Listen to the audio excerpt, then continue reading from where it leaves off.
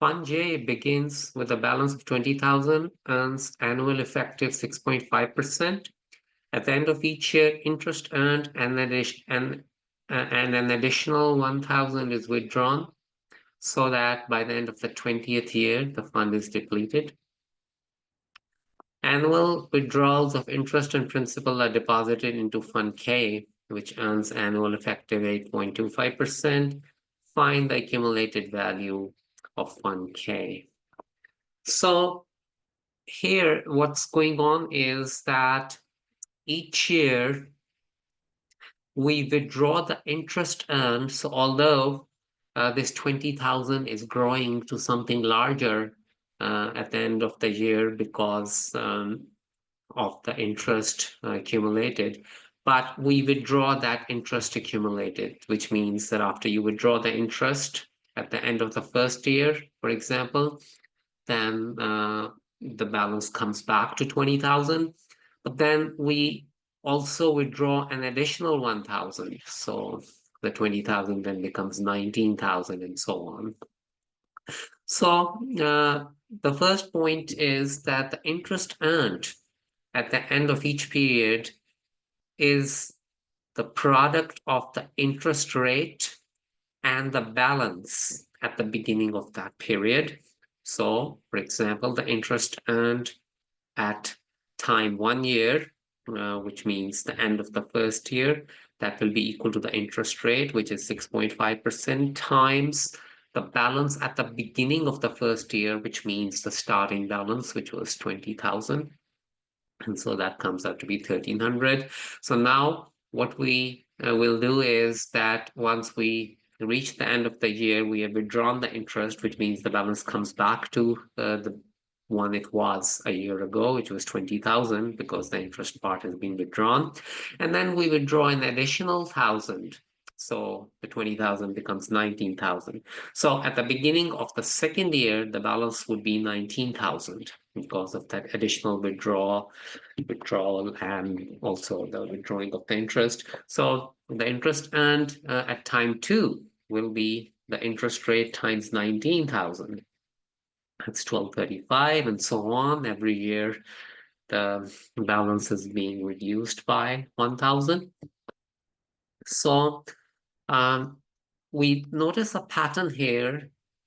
The difference between 1,300 and 1235 is 65. Similarly, the difference between 1235 and 1170 is also 65. And the same is the case between these two.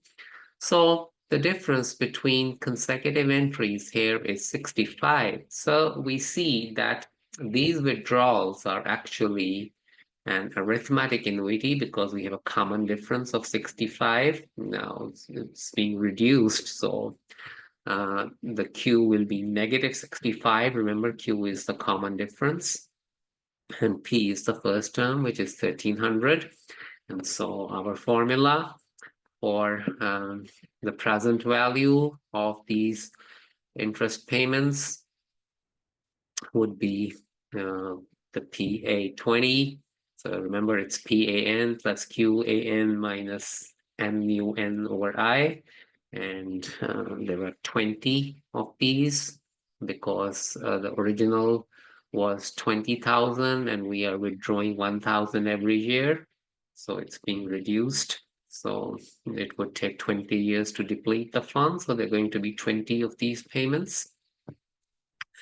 And in this one, we have A20. So we break out and calculate A20, 1 minus 1 plus the interest rate. Now this is the interest rate which the fund K is earning, in which we are depositing these interest payments.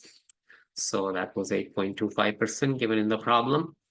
So A20 comes out to be 9.638, and substitute in here, P is 1,300, Q is negative 65, and we end up with 8163.69. That's the present value of these interest payments. The question was to find the accumulated value of these interest payments at 20 years. So we just push this present value forward by 1 plus I power 20. And it comes out to be 39,000. 851.5. And now this was just the accumulated value of the interest payments. Remember, we're not just depositing the interest payments, we're also depositing an additional 1,000, which we are withdrawing at the end of each year. So we worked out the accumulated value of the interest payments separate because they were forming an arithmetic annuity. And then the additional payments of 1,000, which we are withdrawing each year, they are just a regular annuity because now each payment is 1,000, which we are withdrawing every year. And so we calculate the accumulated value of the regular annuity immediate. It's equal to each payment times 1 plus the interest rate power the number of payments minus 1 over 0.0825. So that's the formula 25.6. You can revisit lesson 25 to go over these formulas again. And this comes out to be 47,049. So that was for the additional payments of 1,000, and then for the interest part, if this was the accumulated value, the overall accumulated value would be the sum of this part plus this part. So 39,851 plus 47,000, that comes out to be 86,901. And the small difference which we see from choice D is because of rounding. So this is 86,901, and choice D is 86,902, and that's because of the roundings that were involved at various steps. So the correct answer is D.